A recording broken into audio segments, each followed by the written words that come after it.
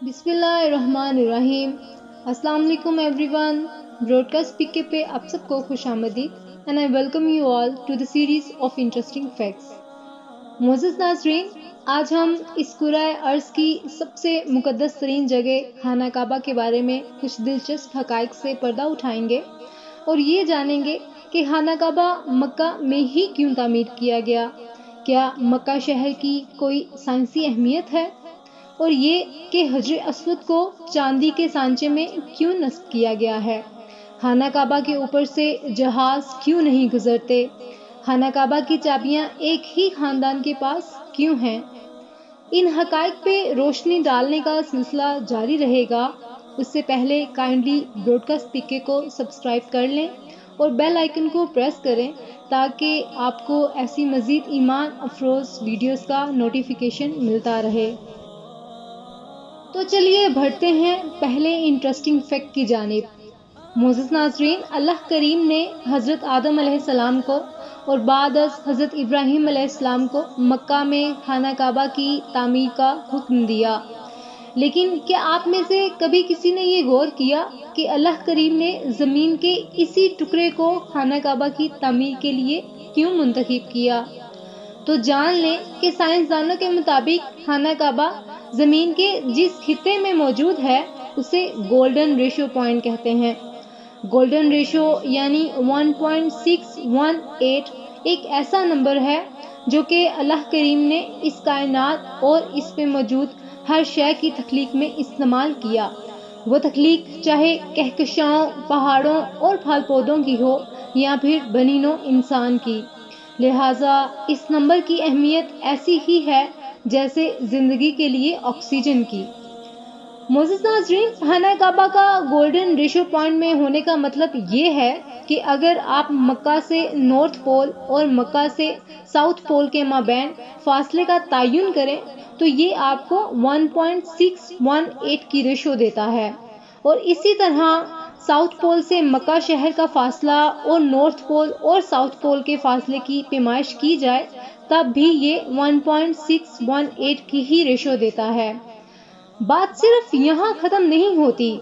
اگر آپ سورہ آل عمران کی آیت نمبر 96 کو دیکھیں جس کا مفہوم کچھ یوں ہے: بے شک سب سے پہلا گھر جو لوگوں کی عبادت کے لیے بنایا گیا وہ جو مکہ میں ہے برکت والا ہے اور سارے جہان والوں کے لیے مرکز ہدایت ہے۔ معزز ناظرین، اس آیت میں خانہ کعبہ کو گولڈن ریشو پوائنٹ کہا گیا ہے کیونکہ اگر آپ اس آیت کو دیکھیں تو یہ کل 47 حروف پہ مشتمل ہے۔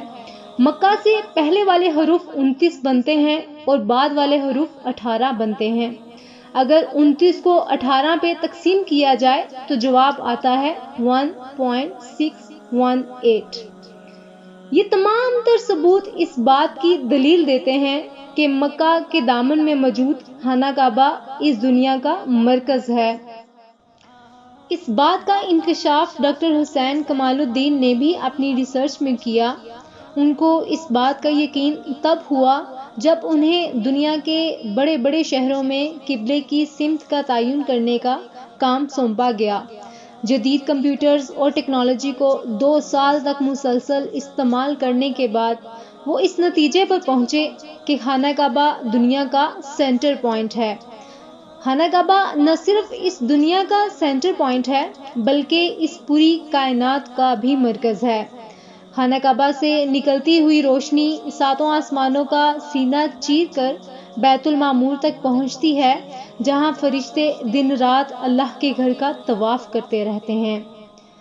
معزز ناظرین، یہ تمام تر پہلو ایک ہی چیز کی عکاسی کرتے ہیں کہ اللہ کریم کے فیصلے بہترین اور مکمل ہوتے ہیں، اور بلا شبہ خانہ کعبہ کی تخلیق اور اس کا گولڈن ریشو پوائنٹ پہ ہونا انسانوں کے لیے مشعل راہ ہے۔ آگے بڑھتے ہیں تو ہمیں خانہ کعبہ کے بارے میں مزید دلچسپ حقائق کا پتہ چلتا ہے۔ معزز ناظرین، حجر اسود خانہ کعبہ کے جنوب مشرقی کونے میں نصب ایک پتھر ہے جو کہ روایات کے مطابق حضرت ابراہیم علیہ السلام کو سونپا گیا کہ وہ اسے خانہ کعبہ میں نصب کر سکیں۔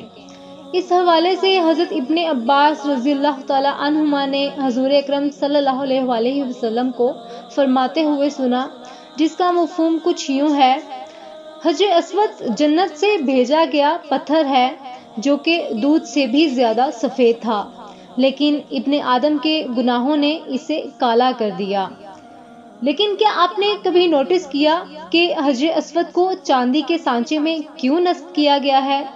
تو معزز ناظرین، قصہ کچھ یوں ہے کہ جب بحرین سے اسماعیلی گروہ نے مکہ شریف پہ حملہ کیا تو انہوں نے نہ صرف لوگوں پر ظلم کیا بلکہ حجر اسود کو بھی نقصان پہنچایا۔ حجر اسود تب حضرت عبداللہ ابن زبیر کی ملکیت تھا۔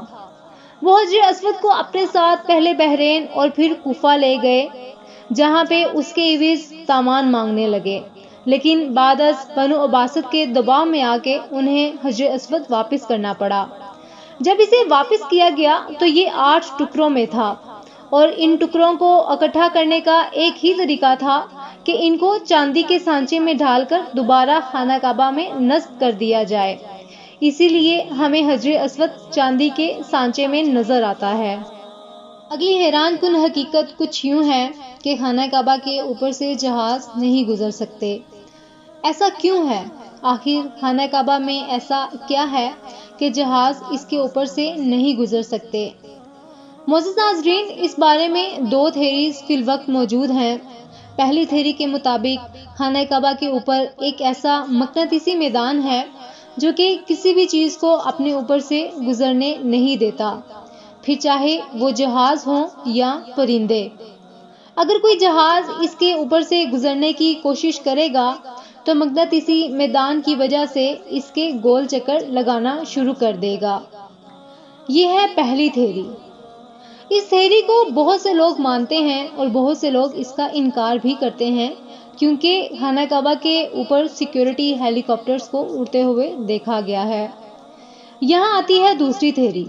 اس تھیری کے 3 نکات ہیں۔ پہلی وجہ یہ کہ مکہ شہر کی تعظیم اور خانہ کعبہ کی حرمت کے پیش نظر سعودی گورنمنٹ نے جہازوں کے خانہ کعبہ کے اوپر سے گزرنے پر پابندی لگائی ہے۔ دوسری وجہ کچھ یوں ہے کہ نان مسلمز کا چونکہ خانہ کعبہ میں آنا منع ہے اور انٹرنیشنل فلائٹس میں غیر مسلم بھی سفر کرتے ہیں، تو یہ بات خانہ کعبہ کی حرمت کے خلاف ہے، اس لیے کوئی بھی جہاز خانہ کعبہ کے اوپر سے نہیں گزرتا۔ تیسرا اور آخری نکتہ یہ کہ مکہ شہر میں کوئی بھی ایئرپورٹ نہیں ہے۔ یہاں آپ اللہ کریم کی قدرت دیکھیں کہ کس طرح سے اللہ کے گھر کی حرمت اور حفاظت کا خیال رکھا جاتا ہے۔ اگلی حیرت انگیز حقیقت یہ ہے کہ خانہ کعبہ کی چابیاں کئی صدیوں سے ایک ہی خاندان میں چلتی آ رہی ہیں، اور سعودی حکومت کی ذمہ داری ہے کہ اس خاندان کی حفاظت کی جائے۔ یہ چابیاں ایک ہی خاندان کے پاس کیوں چلی آ رہی ہیں؟ اس کے لیے ہم فتح مکہ پہ نظر دوڑائیں تو ہمیں پتہ چلتا ہے کہ حضرت محمد مصطفیٰ صلی اللہ علیہ وآلہ وسلم نے فتح مکہ کے موقع پر خانہ کعبہ کی چابیاں طلب کی، جو کہ حضرت عثمان بن طلحہ کی ملکیت تھیں۔ جب انہوں نے چابیاں دینے سے انکار کیا تو حضرت علی رضی اللہ تعالیٰ عنہما نے ان سے چابیاں چھین لیں اور حضور اکرم صلی اللہ علیہ وآلہ وسلم کے حوالے کی۔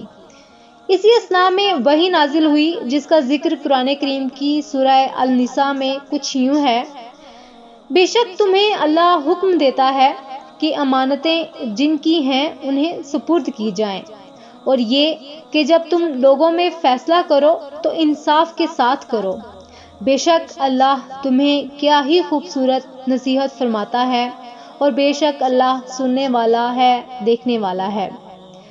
اس وحی کے بعد حضرت محمد مصطفیٰ صلی اللہ علیہ وآلہ وسلم نے حضرت علی رضی اللہ تعالیٰ عنہما کو حکم دیا کہ چابیاں حضرت عثمان بن طلحہ کے حوالے کی جائیں اور ان سے معذرت کی جائے۔